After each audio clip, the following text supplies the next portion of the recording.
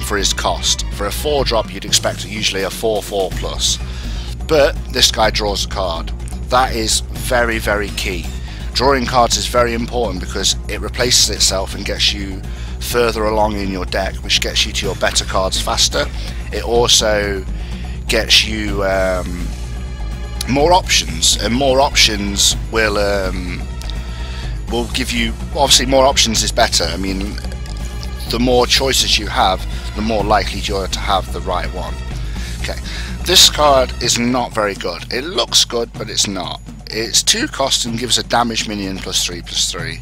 The only thing is unless you have something like this that already is damaged, it can be very hard to trigger this, especially if you don't have very many minions. So we're going to go with this guy who draws a card. This guy, 1 for a 2/1, heals for 2. Not terrible value, but what the problem here is, he has 1 health, and there is so many mages around, there's so many druids around, there's so many rogues around, and he dies to their hero power. So this guy is a no-go. So we will go with the Gnomish Inventor, best choice out of those ones. Okay. You should move the cam out of the way for this draft. Right, okay, let me do that. Edit. I can do that.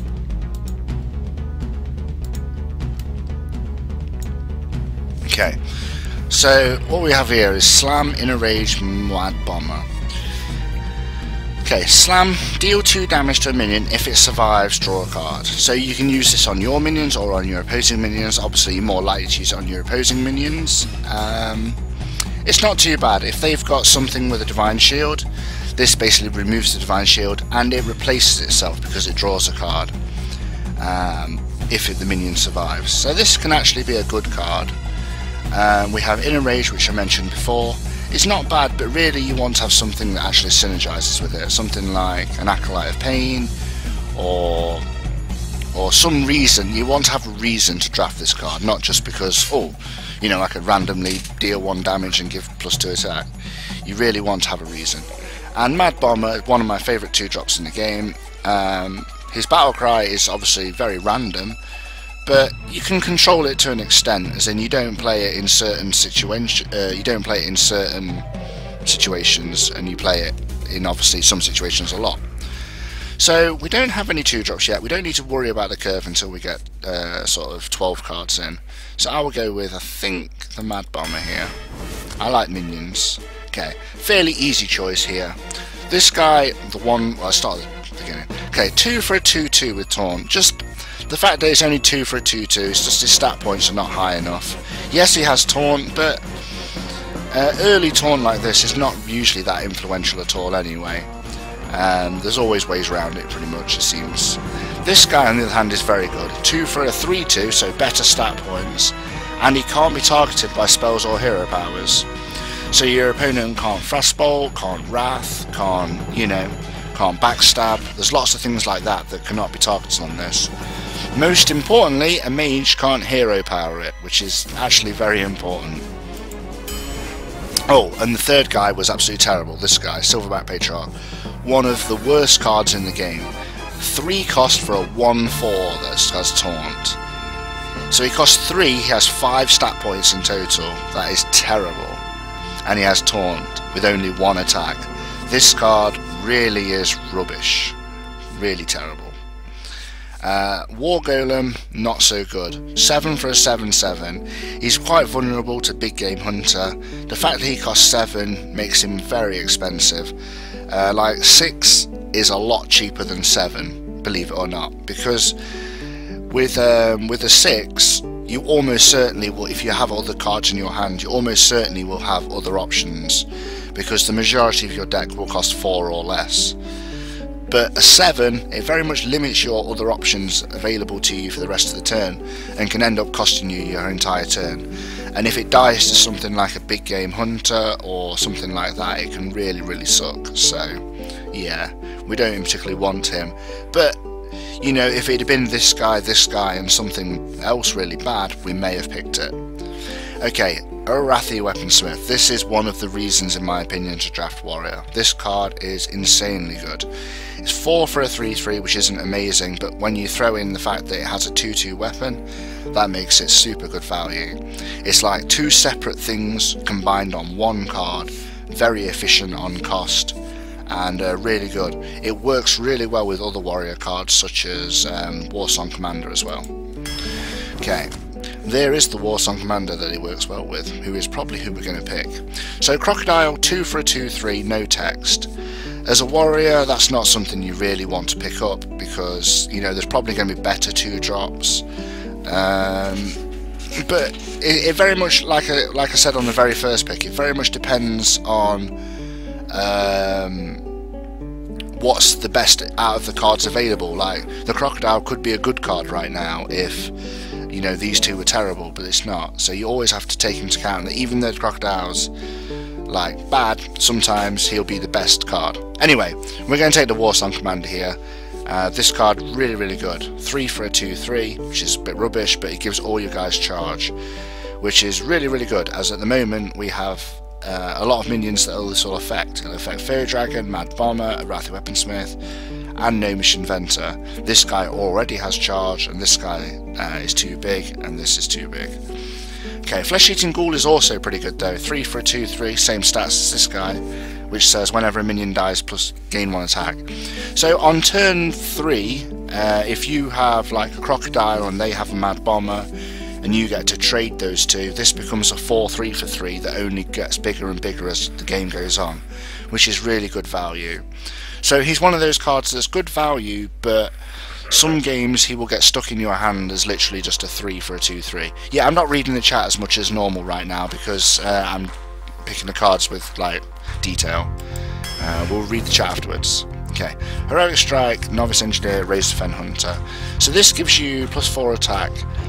Good removal for killing things. The only thing is with 4 attack, there's a lot of things it doesn't get early on. Like it doesn't get Chillwind Yeti, it doesn't get Tazdingo, which can be kind of frustrating. And with having 4 attack, it's almost a little bit too much for like killing a Knife Juggler or something.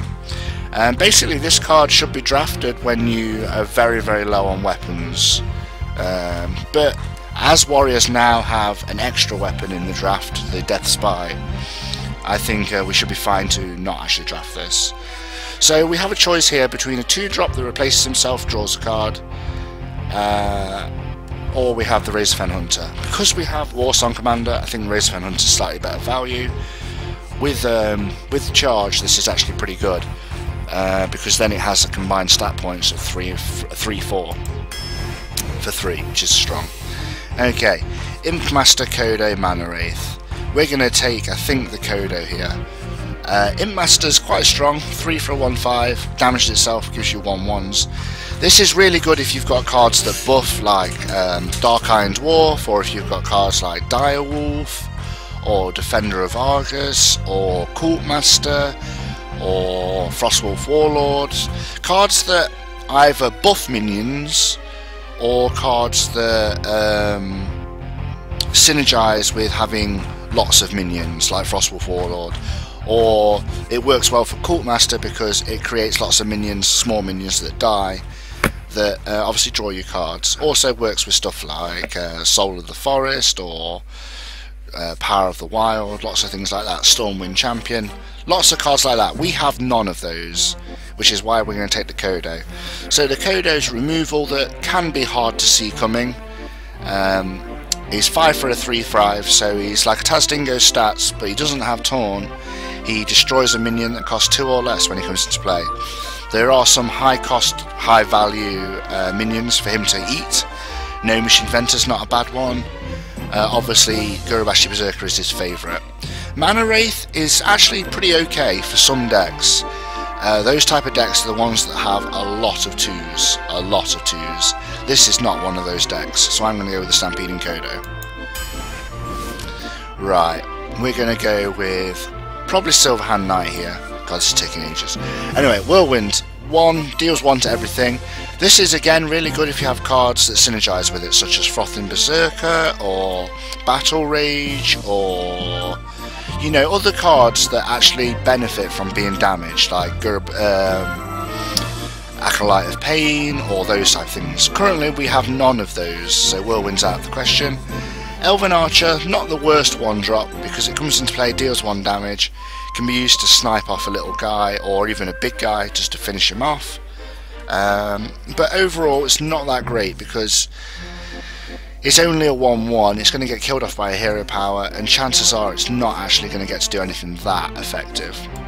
Silverhand Knight is pretty good value on the other hand. 5 for a 4/4 that gives you a 2/2. If you add that all together, that's like a 6/6 for 5, spread across 2 different sources. Really good. Okay, so 11th card in, this is the last card before I really pay attention to my curve. Currently, I think the best card here would be Cleave, because we don't have very many weapons. We need some cards to basically help us stop like an early aggression against us, early rush. If somebody tries to put out a minion like on turn 1, then puts a minion out on turn 2, then on turn 3, and we don't have a Fiery War Axe or we don't have a Weaponsmith or any weapons, then we're going to need something to kill his minions, and Cleave can do that. Early on this can do really good wonders, so yeah, bit of Cleave. Heroic Strike, as mentioned before, I don't think we're going to need it because I do think we will get enough weapons to support the deck. The 2-drop would be okay, but we've already got 2. I think for Warrior we want about 6 in total. It depends on how many War Axes we get really. Anyway, Cleave. Right, so we're 12 cards in. This is the first time I usually would pay attention to my curve, and at the moment it's telling me everything's A-OK. We've got some 2s, we've got some 3s. This guy is not really a 3, meaning we're not going to play him on turn 3. But everybody else does exactly what they say. They all play on the turns they say, and all good. So the only thing I would say here is just a bit of endgame and more weapons is what we're looking for going forward. Okay, this would fall into a bit of endgame category. I think this guy has got slightly better because of the amount of Spectral Knights people are drafting. Spectral Knights are so strong, and being 4/6s that can't be targeted, this guy actually deals with them very well. I've noticed myself. So actually, because we have no spells that really buffed by... Oh, actually we do have Cleave. Okay, this is a hard choice. We have no synergy for the Battle Rage, except for Blade Master. This is a hard choice. Okay, so yeah, like I said, this guy is 6 for 6/5. I like the fact that he has 6 attack and taunt, which kills Spectral Knight, but what I don't like is the fact he has 5 health, dies to so many removal spells. Ogre Magi, 4 for a 4/4, kind of average. The spell power buff is obviously quite nice. If you have a lot of spells, we only have currently Cleave. And Battle Rage 2 for basically draw a card for each damage friendly character. This should always be pay 2 for at least 1 because you're a hero. It's basically if you can have 2 or more damaged minions, this becomes really good value. I think we're going to give it a go because we have no card draw currently. Okay, so here's an interesting choice. Obviously Wisp is out of the question. 0 for a 1/1 is not good value because it costs you a card. If you had infinite cards and you had infinite of these and it said draw a card, it'd be amazing, but it doesn't. Anyway, 3 for a 3/1. With the Warsong Commander would have charge, it is very strong. Not so strong against mages, they just ping the Divine Shield off and then ping it off the turn after. So I think we're going to go for the 4/3 charge. This guy has charge regardless of the Warsong Commander, and as I mentioned before, he can kill things that are very frustrating. Also, a lot of the times the opponents won't see it coming because he has charge. Okay. Grimscale Oracle, definitely one of the worst cards in the whole of Arena. 1 for a 1/1 is a waste of a card, that's terrible stat points. He gives all of the Murlocs +1 attack. Even if you've got 6 Murlocs plus, I don't think this is a good card. Okay, Shattered Sun Cleric, this is a very good card. 3 for a 3/2, which his stats are not amazing, but he buffs another minion which allows for a trade to happen that wouldn't have happened otherwise. With stuff like Amani Berserker, it can be really, really good because it can leave them with 2 health and have them enraged, which makes them like a 6/3 or 6/2 or whatever. Really good card.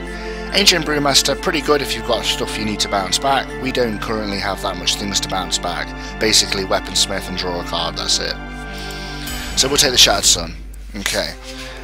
Pretty much, for my train of thought here, the Weaponsmith is an automatic pick because we don't have very many weapons. We currently only have one weapon, which is from the Weaponsmith. This card, as I mentioned before, is supremely good value. It's a really big shame that we can't pick this guy, because this guy, 2 for a 2/3, gaining attack of equal of your weapon, means that he's going to be 2 for a 4/3 with this guy's weapon, and it can only get bigger than that with Warrior, so that's very strong. But we do need the Weaponsmith because it's very, very, very important to have weapons as a warrior. This is our main source of removal, really. We won't have lots of spells like Fireball or Polymorph or Swipe or anything. Our spells come in the form of a weapon, pretty much. So anyway, Weaponsmith. Okay. Not an easy choice because we are so low on weapons, but the fact that it's a Dark Iron Dwarf just basically ends the argument, really. 4 for a 4/4, gives a minion +2 attack. It allows for trades to happen that wouldn't happen otherwise. Much like the Shattered Sun, this one's much more of a buff a guy to be sacrificed. And it's just really good. One of the best 4-drops in the game, if not the best. I actually do think this is probably now slightly better than Yeti again. It's always flippity-flopping between him and Yeti. Anyway, Dark Iron Dwarf, absolutely amazing. You can't really go wrong with it. If you have a minion in play, it means that minion in play has essentially +2 attack when you need it, which is really good. Cleave obviously has some merit because we don't have early game weapons, and as I mentioned, if we get rushed down, that is one of the best ways we can prevent that, but we can't pass the Dark Iron Dwarf. Okay, Raid Leader, 3 for a 2/2, really is not very good, but he gives all your other minions +1 attack. That's strong with like Imp Master and other cards, but even if you've got those other cards, he's just so weak on his own that it makes him pretty low value. Okay. Priestess of Elune, 6 for a 5/4. Even though we have no endgame, this card is being ruled out. 4 health for 6 mana is terrible. Restoring 4 health to your hero is not terrible because, well, to be honest, we're going to take a lot of damage most likely. But at that cost, way too bad. If this guy cost 5, he still would be pretty bad. If this guy cost 5, he would still be pretty terrible in my opinion. Anyway, Wolf Rider, 3/1 with charge, can be used as removal. What I mean by that is he acts as a lightning bolt that's very expensive. Like, he's got charge so he can attack right away, has 3 damage so he can be used to kill things. If you've got stuff like Direwolf, you can buff him, so he's got a higher damage, but yeah, not great. And we have Haunted Creeper, 2 for a 1/2, death rattles into 2 1/1s, kind of adds up to a 3/2 in the long run, kind of weirdly. It's a strange card, I'm not entirely sure about this one myself yet. So what I'm going to do here is I'm going to look at the curve to help me decide. The curve is saying that I need some big guys, but this guy's so terrible that I don't want him. I have only 2 Weaponsmith, which is not the greatest amount of removal, but I have also very low 2-drops, only 2, so I'm going to take the Haunted Creeper. Okay, wow, this is not going according to plan so far. So Oasis Snapjaw is 4 for a 2/7. If you have a way to buff this, this is really strong. For example, Shattered Sun Cleric makes it a 3/8, and a 3/8 is infinitely more powerful than a 2/7. It's a lot more intimidating. But the main classes to take advantage of this is Hunter with Houndmaster, Druid with Mark of the Wild or Mark of Nature, Paladin with Blessing of Kings. You know, classes that can buff this and preferably give it Taunt as well are really strong. So, you know, if we had a Defender of Argus, maybe we could consider this, even a Sun Fury Protector, but we don't, so that card's kind of low value right now. Also, it works for Priest because it has the high health. The 1/1 with Divine Shield I've never been a huge fan of. It's really strong if you play this turn 1 while going second, and then you coin into a Shattered Sun Cleric on turn 2. That is one of the strongest plays you can make. But I always think this card's a bit weak unless you get that particular play off. So I'm going to go with the Reckless Rocketeer. We don't have very many high minions. In fact, this is our only 6+ drop currently. He has charge, so he can be used right away. You can use him as removal, as in like he can come in to kill, say, this if it's unstealthed and you need to do something like that. Or it can be used as a late game finisher card to try and you know, finish them off. So yeah, Reckless Rocketeer. Okay. Pint-sized Summoner. This card I always used to say just wins you a couple of games, and I still actually think that holds true.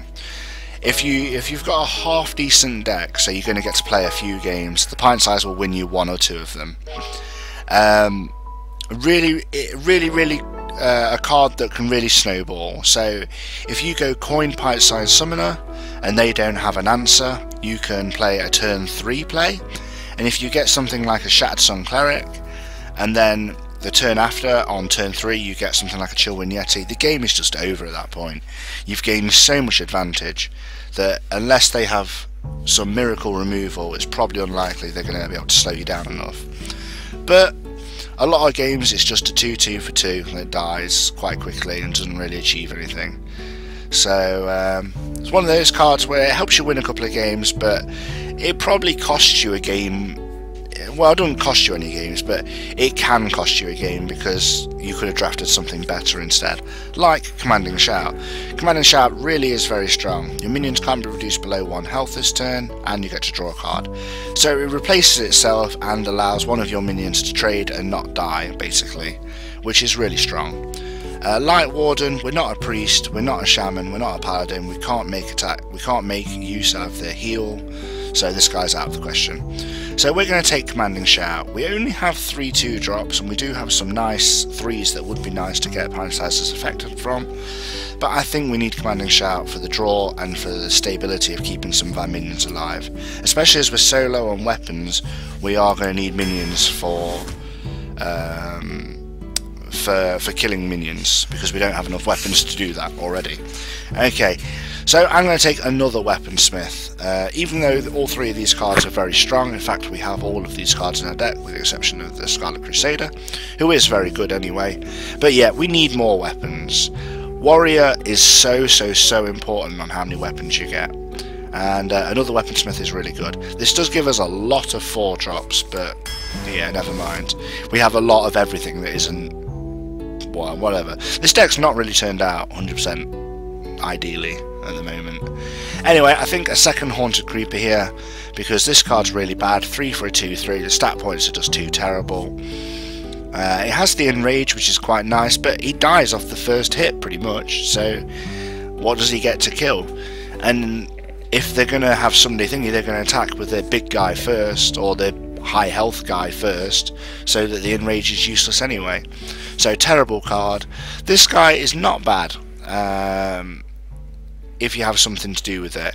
Works pretty well for this guy as well, but then so does this. This actually works really well for Warsong Commander. So yeah, Haunted Creeper. Okay, so we still need some endgame pretty desperately, so I'm happy to see some 5s and 6s have offered to me here. This guy, as I mentioned, his only real merit is that he kills this guy, and this guy's very popular.